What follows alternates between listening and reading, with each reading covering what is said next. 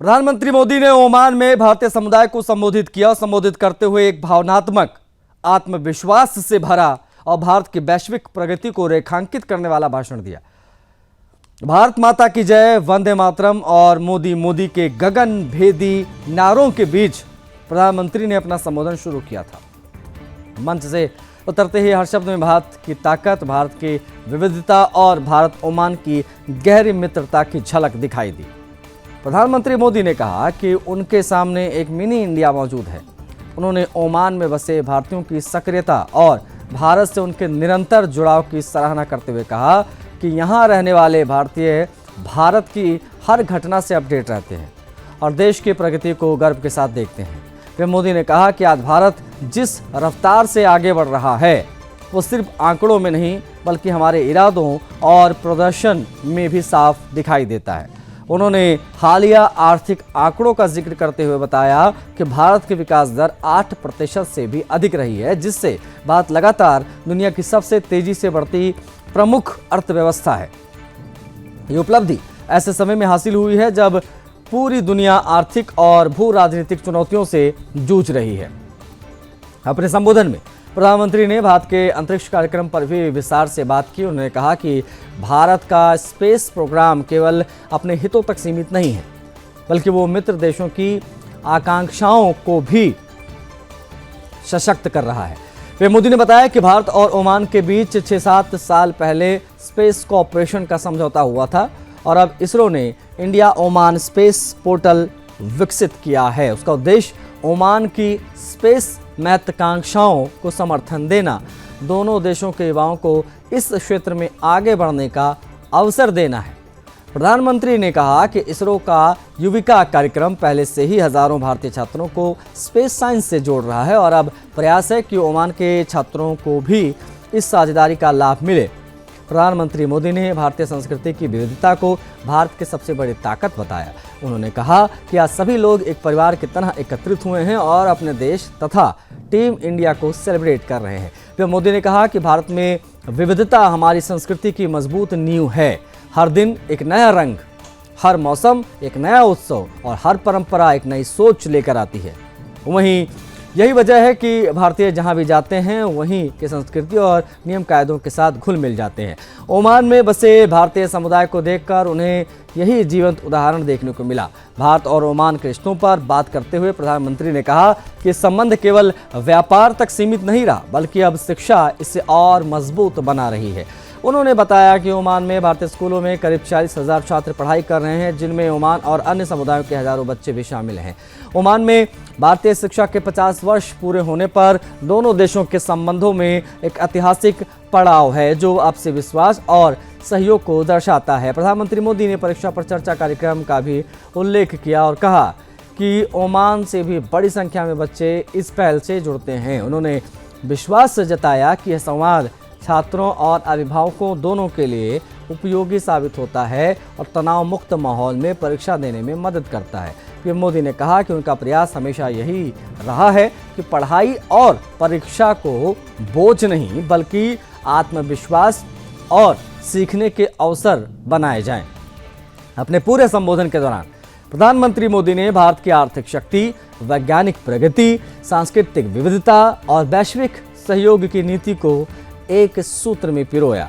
Oman में बसे भारतीयों को उन्होंने भारत का गर्वित दूत बताया और कहा कि भारतीय समुदाय जहां भी जाता है वहां भारत के सकारात्मक छवि को मजबूत करता है। ये संबोधन न सिर्फ प्रवासी भारतीयों के लिए उत्साह और गर्व का क्षण बना बल्कि भारत ओमान संबंधों की मजबूती का भी एक सशक्त संदेश लेकर आया।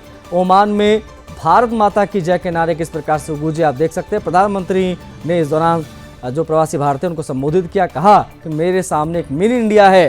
प्रवासी भारतीय भारत की हर प्रगति से जुड़े हुए हैं। भारत और ओमान के बीच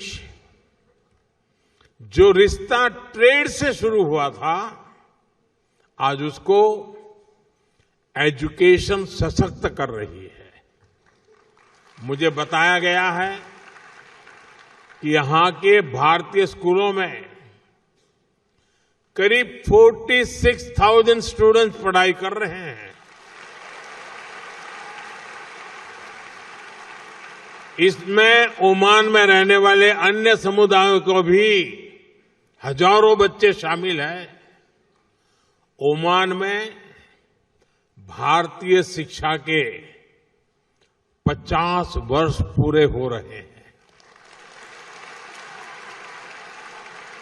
ये हम दोनों देशों के संबंधों का एक बहुत बड़ा पड़ाव है। साथियों, भारतीय स्कूलों की ये सफलता his majesty the late Sultan Qaboos के प्रयासों के बिना संभव नहीं था।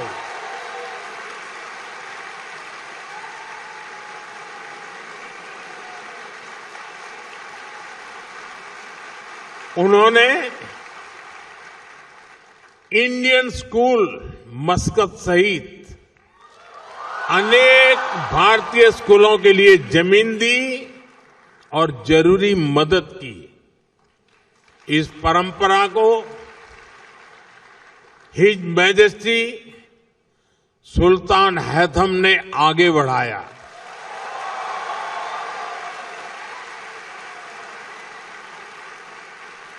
वे जिस प्रकार यहां भारतीयों का सहयोग करते हैं, संरक्षण देते हैं, इसके लिए मैं उनका विशेष तौर पर आभार व्यक्त करता हूं।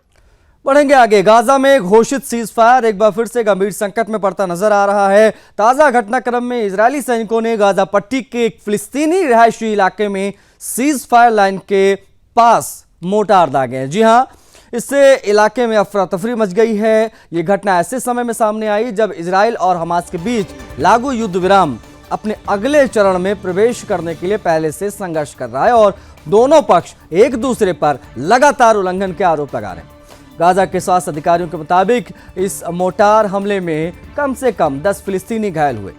घायलों को गाजा शहर के अल अहली अस्पताल में भर्ती कराया गया, जहां अस्पताल के निदेशक फादेल नईम ने बताया कि कई घायलों की हालत गंभीर बनी हुई है। स्थानीय निवासियों का कहना है कि हमला एक रिहायशी इलाके में हुआ, जिसमें आम नागरिकों की सुरक्षा पर एक बार फिर से सवाल खड़े हुए। इजरायली सेना ने इस घटनाक्रम को लेकर सफाई दी है। सेना का कहना है कि यह मोर्टार गाजा की तथाकथित येलो लाइन के पास एक ऑपरेशन के दौरान दागा गया था। हालांकि सेना ने स्पष्ट नहीं किया है कि सैनिक उस वक्त किस तरीके का ऑपरेशन चला रहे थे या उन्होंने सीज फायर लाइन पार की थी या नहीं। सेना के मुताबिक मोर्टार अपने तय निशाने से भटक गया, जिसके चलते यह रिहायशी इलाके में जा गिरा। इजरायली सेना ने कहा कि वह इस घटना की जांच कर रही है। येलो लाइन गाजा में इजरायली कब्जे वाले हिस्से को बाकी गाजा पट्टी से अलग करती है और इसे सीज फायर व्यवस्था का एक संवेदनशील क्षेत्र माना जाता है। 10 अक्टूबर को सीज फायर लागू होने के बाद ये पहली बार नहीं है जब येलो लाइन के बाहर इजरायली गोलीबारी या हमलों में फिलिस्तीनी नागरिक हताहत हुए हों। फिलिस्तीनी स्वास्थ्य अधिकारियों का दावा है कि युद्ध विराम लागू होने के बाद से अब तक इजरायली गोलीबारी में 370 से अधिक फिलिस्तीनी मारे जा चुके हैं। इस घटना ने इजराइल हमास सीज फायर की नाजुक स्थिति को और उजागर कर दिया है। दोनों पक्ष लगातार एक दूसरे पर समझौते के उल्लंघन का आरोप लगा रहे हैं, जिससे युद्ध विराम का भविष्य अनिश्चित होता जा रहा है। सीज फायर का पहला चरण पहले ही पूरा हो चुका है, जिसमें बंधकों के बदले फिलिस्तीनी कैदियों की रिहाई की गई थी। इस चरण को अंतर्राष्ट्रीय स्तर पर एक अहम मानवीय राहत के रूप में देखा गया था।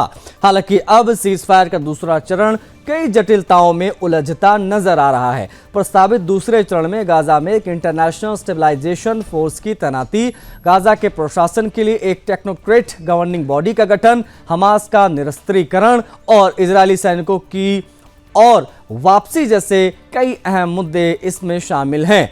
इन सभी बिंदुओं पर सहमति बनना आसान नहीं दिख रहा है, क्योंकि इजराइल और हमास रुख में गहरा अंतर है। इस संघर्ष की जड़ें 7 अक्टूबर 2023 के उस हमले से जुड़ी हैं, जब हमास के आतंकियों ने दक्षिणी इजराइल पर बड़ा हमला किया था। उस हमले में करीब 1200 लोग मारे गए थे और 251 लोगों को बंधक बना लिया गया था। बाद में युद्ध विराम और अन्य समझौतों के तहत लगभग सभी बंधकों या उनके शवों को इजराइल वापस लाया जा चुका है। इसके जवाब में इजराइल ने गाजा में बड़े पैमाने पर सैन्य अभियान चलाया है, जो करीब 2 वर्षों तक चला। गाजा के स्वास्थ्य मंत्रालय के अनुसार इस अभियान में अब तक 70,660 से ज़्यादा फिलिस्तीनी मारे गए हैं, जिनमें लगभग आधी महिलाएं, बच्चे बताए जा रहे हैं। हालांकि स्वास्थ्य मंत्रालय अपनी गिनती में आतंकियों और आम नागरिकों के बीच कोई स्पष्ट अंतर नहीं करता है, फिर भी इन आंकड़ों ने अंतर्राष्ट्रीय समुदाय को गहराई से चिंतित किया है। ताज़ा मोर्टार हमले ने यह साफ कर दिया है कि गाजा में सीज फायर बेहद नाजुक दौर से गुजर रहा है। हर नई हिंसक घटना न केवल शांति प्रयासों को कमजोर कर रही है, बल्कि आम नागरिकों के लिए खतरे को भी बढ़ा रही है। आने वाले दिनों में ये देखना अहम होगा कि जांच के नतीजे क्या सामने आते हैं और क्या दोनों पक्ष सीज फायर को अगले चरण तक ले जाने के लिए किसी साझा सहमति पर पहुंच पाते हैं या नहीं। गाजा सीजफायर पर संकट के बादल किस प्रकार से मंडरा रहे हैं, उससे संबंधित ये खबर हम आपको बता रहे हैं। इजरायली सेना ने रिहायशी इलाकों पर मोर्टार दागा, जिसके बाद से मामला ज़्यादा गंभीर हो गया। सीज फायर लाइन के पास में ये बताया जा रहा मोर्टार दागे गए, 10 फिलिस्तीनी इसमें घायल हुए हैं। अल अहली अस्पताल में इन घायलों को भर्ती कराया गया, जहां उनका इलाज जारी है। सीज फायर पर फिर से संकट के बादल, गाजा में शांति प्रक्रिया बहाल होती दिख नहीं रही है। संकट के बादल उस पर साफ तौर पर नजर आ रहे हैं।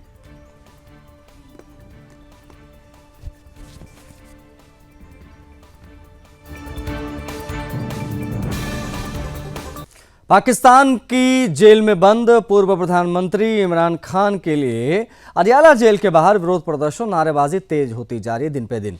हालात ऐसे बनते दिख रहे हैं कि आने वाले दिनों में यह आंदोलन और उग्र हो सकता है। इस बीच इमरान खान के बेटे जनवरी में पाकिस्तान आने की तैयारी कर रहे हैं और उनकी पूर्व पत्नी जमीमा खान भी इमरान खान के समर्थन में खुलकर सामने आ चुकी हैं।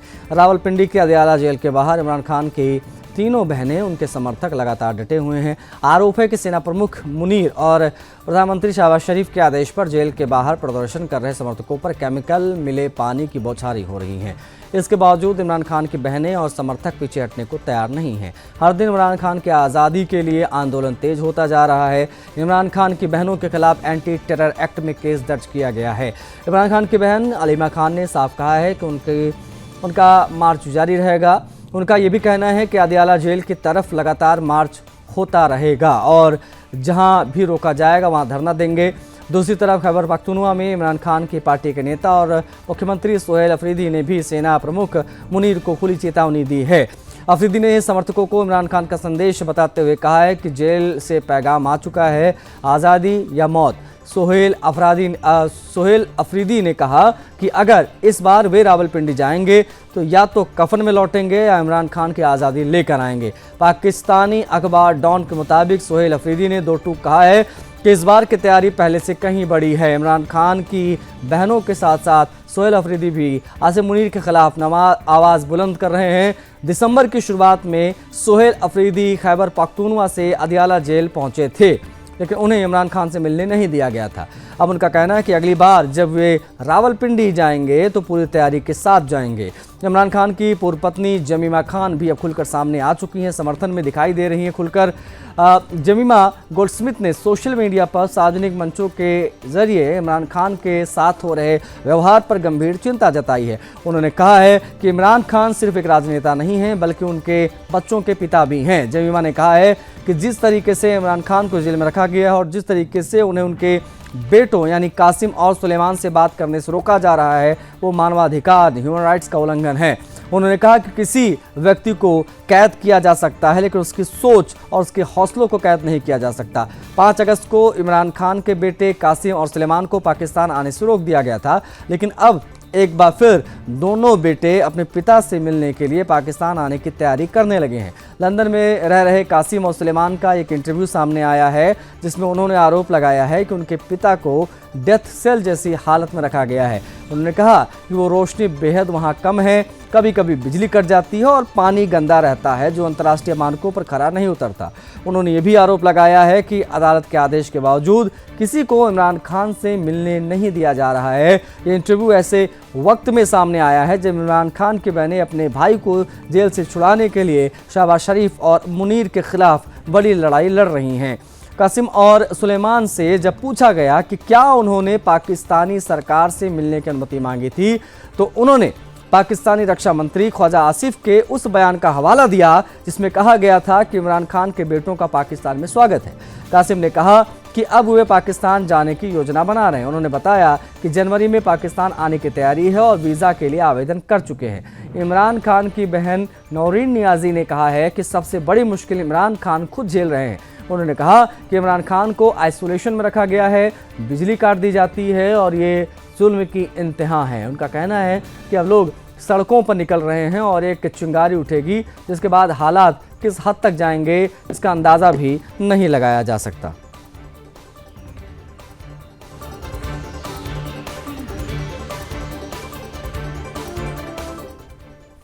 बढ़ेंगे आगे, बात करेंगे अगली खबर की। अमेरिकी राष्ट्रपति ट्रंप के प्रशासन ने चीन को सीधी चुनौती दी है। ताइवान को लेकर एक बड़ा बयान आया है, रणनीतिक फैसला आया है। अमेरिका ने ताइवान को $10 अरब से अधिक हथियारों की बिक्री की एक विशाल पैकेज की घोषणा कर दी है। इस फैसले को एशिया और पैसिफिक क्षेत्र में शक्ति संतुलन बदलने वाला कदम माना जा रहा है। हथियारों के इस पैकेज में मीडियम रेंज मिसाइलें, आधुनिक हेवित्ज़र सिस्टम और उन्नत ड्रोन शामिल हैं, जिसमें ताइवान की सैन्य क्षमता में बड़ा इजाफा होगा। माना जा रहा है कि अमेरिका के इस फैसले से चीन की नाराजगी और आक्रोश और बढ़ना तय है। अमेरिकी विदेश विभाग ने बुधवार देर रात इस हथियार सौदे की आधिकारिक घोषणा की है। ये घोषणा राष्ट्रपति ट्रंप के राष्ट्रीय टेलीविजन पर दिए गए भाषण के दौरान की गई। विदेश विभाग ने अपने बयान में कहा है कि यह हथियार बिक्री अमेरिका के राष्ट्रीय आर्थिक सुरक्षा हितों के अनुरूप है। विभाग के मुताबिक इस सौदे से ताइवान की रक्षा क्षमता को मजबूत किया जाएगा और क्षेत्र में राजनीतिक स्थिरता आएगी।